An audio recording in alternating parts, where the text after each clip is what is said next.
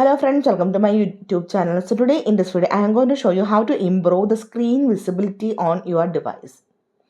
Go to your settings, scroll down, tap on the option accessibility. Here you can see the option vision enhancement. Tap on this one.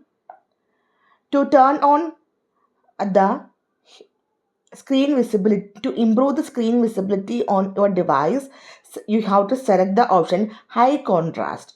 Here you can see the option high contrast. You can see dark mode, high contrast fonts, high contrast keyboard, reduce animations and reduce transparency and blur are turned on. Select the option apply.